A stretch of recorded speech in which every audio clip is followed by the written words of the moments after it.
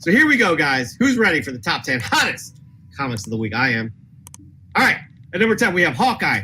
Number 1, Kate Bishop's first, I believe that's her first solo series. Number 9, we have Super Mario Brothers. Number 1, I do believe this is the first, it is the first Valiant title. So there are some diehard Valiant fans that are just jonesing for all the old school stuff.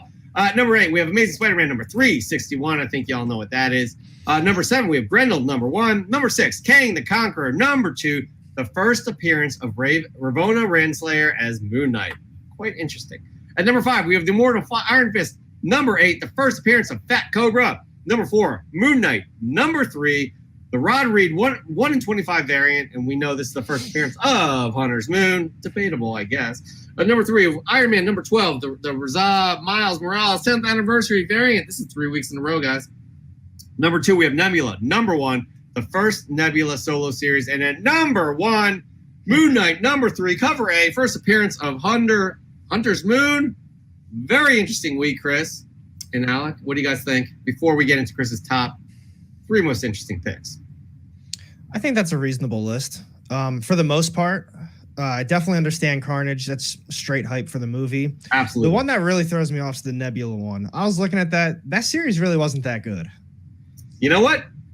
Hold that thought. We'll get into that. All right? We'll get into that in a second. But before we do, Chris, let's just jump into it. What is your first most interesting? No DC. You know, that's we've been seeing that lately here and there. That will change, I bet, once we get into DC fandom. Yeah, we'll see some stuff. I believe that. At least for a good few weeks then. But really some interesting books on this list that really helped me pick my top 3. Hey, you know what's fun? I'm going to interrupt you. I like this. Miguel, this is new. Miguel.g.comics. Chris will choose Super Mario, Kang, and Nebula. I like this, that people are starting to guess what your 3 picks are going to be. All right, we'll get into that. I dig it. You know, I never owned a Nintendo growing up. I had the Atari, and my cousin had the Nintendo. So I was always pissed because I had to go over to her house to, get on some Super Mario and some Duck Hunt. Anyways, love me some Mario. I love Atari too. Agree. Anyway, guys, I definitely found a theme with the 3 books that I picked. And I'm going to not talk about the theme right away. I'm going to kind of talk a little bit about these books and then kind of correlate it to this theme that I'm seeing. So my 3rd book, Miguel, you're 1 for 1 here. Kang the Conqueror, number 2. First appearance of Ravonna Renslayer as Moon Knight. Very interesting. So this book takes place in the past. I do believe I ordered this book, but I get my books late, because I do the monthly previews orders, and I get them at the end of the month, and then it takes however many days to ship. I haven't started reading this yet, but this is really making it interesting for me to want to pick up this book. It takes place in the past. Keep that in mind. Let's look at these sales. 186% increase in sales throughout the week. $15 for a high raw, so of course it's getting some spec behind it. It's getting some steam, driving that value up a little bit. Taking place in the past. I'm going to come back to that when we're talking about the theme, okay? But let's move into my number 2 pick real quick. Whoa. Oh, go ahead. What's that? No, go for it. I just was not ready for this. Okay. Flow going on. All right, go ahead. All right. My number 2 pick. Did Miguel guess this one too? I don't think so. No. No. Hold on. What did Miguel pick? Super Mario, Kang, and Nebula. Oh, 2 for 2. My 2 was Nebula number 1. So, all right. First solo series. This is what's interesting about this book, though. And Alec, to kind of to what you're saying, not pertaining to the story, but very interesting in general why this book got hot. Gunn did announce that Nebula will have a huge role in the next Guardians film. Now, I love what I keep forgetting her name. Every time I have to say it on the show, I forget her name. Karen Gillan. Yeah. Yeah. I love her as Nebula. I love what she's done. I wouldn't be mad at a Nebula standalone film. I don't know if that could actually happen, but I'm just kind of, fanboying here, right? So big for James Gunn to say this. I'm down with it. But a few high-profile YouTubers actually talked about this book as one to pick up because of this statement by James Gunn, and the consumers jumped on it, and it really put this book on the top 10. You know, you think, well, she's got her first appearance in Avengers 257, you know, which is still a decently affordable book. That book, obviously, since her introduction in the MCU, it's been climbing some, but still very, very affordable key for her first appearance. But this is how I'm going to tie this in, and it's going to tie into my number one book too. Could these, though, play into the story arcs of current titles being adapted into film? And Jeff, we talked about this on the show countless times about with Feige now coming over to the comic book side, being in charge of the comic books as well, and how I've always talked about since the incarnation of the MCU, really once we got the Avengers film, you know, when 2011, 2012 hit, we saw the comic books looking at what the movies were doing and copying it. You know, once we knew that the MCU was building Infinity Wars, oh, let's do an Infinity War. Like, once we saw this character, oh, the Guardian movie was a success. So let's try to, you know, push this big new Guardians run. I don't think they had I know there was the Annihilation Quest in the 2000s and stuff, and we got the new Guardians team, but there wasn't a lot of hype around it. So I feel like it was kind of follow the leader with what they were doing in the books. Now I feel like it's kind of reversing a bit more to where I think Kevin Feige is saying we need to come up with fresh stuff in the books first, have it take place in the books, and then we can grab those things and pull them into the movies a bit later on. So let's go back to my number 3 pick. Going back to looking at Ravonna as Moon Knight, telling the story of something that happened in the past, kind of adding to her character in the Moon Knight mantle and all these things that they now can set up with the Moon Knight show, with Kang coming in all these things.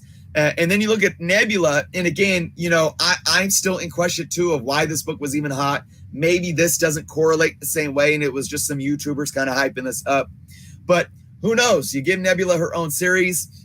She has a bigger role coming up in the new Guardians. Maybe it doesn't stop there. Maybe they try telling the story behind Nebula in this run that they can then, you know, take in put in the MCU somewhere. So this does correlate to my number 1 pick as well. Miguel, you did good, 2 out of 3, but you didn't. You didn't get an ace on these. I did not pick Mario. My number 1 is a Marvel. Moon Knight, number 3. Let me take a sip of this. All right, now we're good to go. So 2 books. You got the 1 in 25 variant on the list. And I do believe somebody showed this off for Fresh from the Comic Shop too. So first appearance of Hunter's Moon. So the story is calling him the other half of Moon Knight. Not really being portrayed as a hero or a villain so far. We're going to most likely going to dive into this character more and figure out exactly what is the dynamic between this character and Moon Knight. This book had a 253% increase in sales throughout the week. $60 high raw, moving a little bit on the market. Oh, by the way, I forgot to mention that the Nebula book had over a 311% increase in sales with a $30 raw. So just keep that in mind for kind of like what that book is doing and why, you know, whether it was just people, you know, kind of taking what the YouTubers were saying, going hopping and buying it.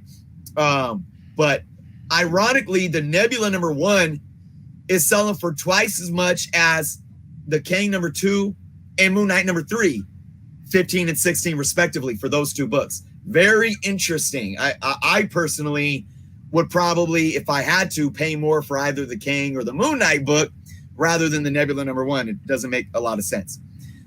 This book, again, another one. We got the Moon Knight series coming up. You know, they could be introducing new characters, building on the mythos of Moon Knight, you know, a character that's been around for almost 40 years now, and they're going into the comic books and getting fresh with creating these stories and creating new characters to tell in the comic books that they can then take to film, whether it be the cinema releases or the Disney Plus releases. And I'll sum it up by saying this.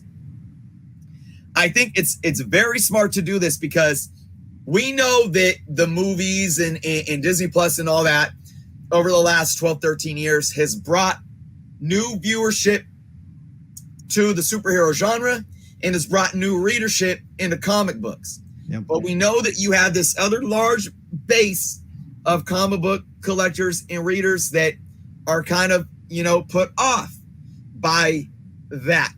And I think over the last 10 years or so with what Marvel's done in the comic books, I don't feel like they really felt it was genuine. If we're just take it from the movies, I know for me, growing up in that era, it's really exciting for me to see the stuff that I read play out in the movies. Like, oh, here it is happening. Yeah, it may be different. I'm not one that's a stickler for like, that's not how it happened in the book. It needs to happen exactly. No. But right, we want to see Thanos come. We want to see him get the Infinity Stones and all that. It's so epic, in the origin of Iron Man and things like that. I really feel like right now Marvel has a good opportunity with somebody like Kevin Feige in charge to take the way they've told stories in the MCU, start telling them into the comic books, unite the fan base again. And then once we see them play out in the films, in the shows, the younger readers, or not even younger readers, but newer readers or collectors to the hobby, even though it's not 20, 30, 40, 50 years apart from when the original stories were told, maybe we'll only see them a couple years down the line, we could still go to the movies and be like, yeah, I read that in that book. Now I'm seeing it play out, and there could be that kind of connected love again. So a lot of solid possibilities, I think, here. I'm optimistic on what Marvel may be doing. But again, that's just my hunch. I don't know if there's any fact to it whatsoever. Alec, your thoughts? I mean, that's all good stuff, honestly. I agree with all of it. A lot of things that you said too. Just, it's really cool to see how they've like adapted and just, the way comic books are now, the way that the Marvel movies are. They kind of are feeding off of each other because you kind of have, like you said, there's these two separate groups. You've got the readers, you got the movie watchers. I mean, I guess you kind of, you have a third group, the one that kind of likes both. Some just only watch movies, some only read comics, but they want to bring them all together. So I like that they're, the way I've told some people about with like indie books too. This is just a different example, but we've got the Umbrella Academy. I've read that whole series. I think it's really good. Definitely not bad. But the way that they did the TV show was so much better, in my opinion, than the books. And it's like you knew what was going to happen, but at the same time, they changed it completely to something different so that as a reader, you could appreciate the show. And then if you just wanted to watch the show and then you read the book, you would get something completely different. You can make your opinion from there. So I like that Marvel's kind of doing that same thing where someone, for example, my dad, he's someone that, he spoiled basically Infinity War. He's like, well, that's not what happens in the movie. There's no way that's not going to happen because, in the movie, they're going to do this. And in the book, that didn't happen. It's like, well, you know what? It's a movie. It's a movie. You got to appreciate what they're doing with it. Things are different now. So I like that take on it. And I like that they're kind of bringing everyone together. Yeah, definitely. And the fact that Feige's running stuff, it's been, probably close to 2 years he's in this seat, right? I'm thinking the fruits of his labor we're going to start seeing this synergy between even more closely. And this is interesting. You're bringing this up, this thread here, Chris, right? Because you got the Moon Knight series coming up. This could be one of the first times we see a very recently debuted character in Hunter's Moon. Maybe he comes into the series. Maybe we see appearance of him in the series. You know what I mean? Honestly, I agree with that. Right. That's when we will start seeing how these all work.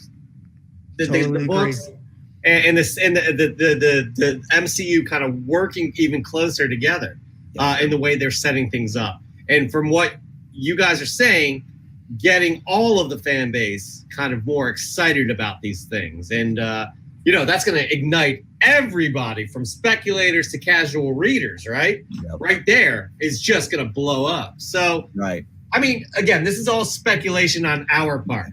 Yep. We can't say for sure, right? But it would be interesting to start seeing those things work even more closely together. I want to say too, I think this allows them to, and I know everything is kind of like hyper, everything is just under a microscope right now when it comes to speculating, right? And I'm not saying that in a negative way. I'm just trying to be blunt and honest that, it is crazy sometimes the littlest things that get specced on, like, the first appearance of so-and-so's left toe, like, oh my God, I know, and then it comes out and the book's selling for $50. It is a bit crazy. Sometimes it can be overwhelming, but I think under it all, there's a lot of, purity in why we want to speculate on these things and dive into these things. And I look at this, if Marvel Comic and Marvel Studios plays it right, and you create a character like Hunter's Moon, and you see him like a year later in a TV show when Moon Knight comes out, it can keep kind of back to what I was just saying. Even though we waited like 30 years for to see Infinity Saga on screen, right? It may only be a year for those readers who are like diving into this character, reading the book, and then they see him on screen. Still, that excitement is still going to be there.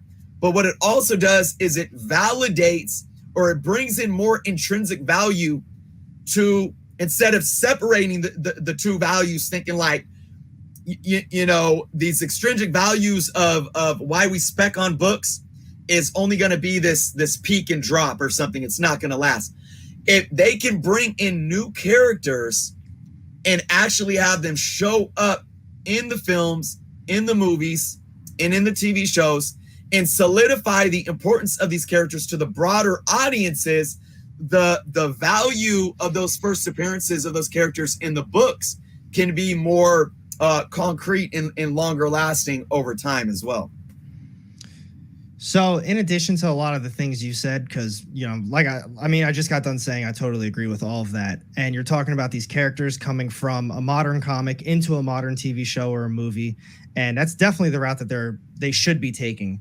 And now this is just a real hot take. So Miss Marvel's coming, Kamala Khan. Yep. Personally, I'm a huge fan of that character. I love those stories. I think she's a great character. I think G. Willow Wilson did a great job telling those stories. But my opinion on that is everything that you just said. So she has this TV show, which is going to be the first time she's ever on anything. All of these characters that are in there that are going to be major first appearances to her specific stories, like she's an Inhuman. Inhumans aren't in the MCU, but they're having her own TV show. And so what does that mean? She's got a first appearance in a TV show of her, whatever characters involve her. I can't remember some of the villains and her closer friends, but those are first. But the Inhumans, I think that's literally like the second issue or the first issue is the Terrigen Mist comes out and, it basically changes her. Is that going to happen in the show as well? Or is she just some, I don't know. And even if they decide to take a different route, are they going to call her a mutant? She's obviously not just some, person with superpowers. Right. She's something. So it's going to be a huge introduction, in my opinion, with her TV show. That's a very good point, and it's debatable right there whether the Inhumans are in the MCU. That too. That after that horrible I mean, right now, and I don't want to say it. I don't want to water it down, but the cop out could be the multiverse. Yeah, they existed somewhere in the MCU, right? But who knows? Those are really interesting questions on how they have ways of creatively changing a character's backstory to fit within the MCU. Yeah. I trust in Feige, man. I think 90%, 95% of the people watching right now that are watching us trust in Feige as well. I have that, absolutely do. So I'm not concerned, but I think what you're bringing up is like, how are they going to do this? This is going to be interesting, really interesting to see how this is happening. To be honest, personally, I don't care what he does. I don't care how he introduces it. I trust him with his movies. I trust him with everything he makes. Name a bad Marvel movie that he's done. He's killed it on all of them. And even if it wasn't that good, it was still a fantastic movie like that a lot of people think. So whatever he wants to do, I don't care what he does. He can do it however he feels. Well, in my opinion, there's been some stinkers out of the MCU. I'm pretty easy to please. I'm going to be honest. I'm simple. The second Thor, the second Iron Man, those are two that stick out to me. You're right. I actually blocked them out. I forgot they existed. You know, I came out of Iron Man 2 so disappointed. Yeah. Like 11 years ago now. But the more I watch it, the more I'm like, this is a decent. All right, I'll have to see it again, Chris. That's the best way to put it. It's decent. Yeah, it's decent. And guess what? I went and rewatched the Thor movies for like the 4th time. And I honestly like The Dark World more than I do the first Thor. And I think I've said this on the show before, Jeff. Thor 1 is like, I love the origin story. I love everything on Asgard was great. And of course, the introduction of Tom Hiddleston as Loki. I mean, come on. But as soon as they went to Earth, I felt like I was watching a Lifetime movie. Okay. And let's not talk about you've never kind of compared it to that. I don't think let's not talk about Chris Hemsworth. Oh, his blonde eyebrows. What the hell was that? Blonde eyebrows, man. Jesus. Horrible choice. Goodness. That was early stages of Marvel. Yeah. Trip. But anyways, it all comes down to the fan too. I mean, for example, my girlfriend, the Thor series, that's her favorite series. She likes it because of it's more of, I guess, kind of a love story. Yeah. She's like, I like it for that reason. I'm like, well, I don't. So excited to see what she thinks about it. Like the 4th film is going to be very interesting, right? With Jane Foster coming back. So I have a feeling it's only going to strengthen her love for that series. So, anyways, we live in an amazing time, right? Where like we've been waiting for this our whole lives. Like my daughter will never understand not having this in her life, right? But there were some you had from what I think. God, there were so many, like from Superman 2, 3 and 4 got awful. Then you had Batman 89, Batman Returns, and then after that, everything was awful.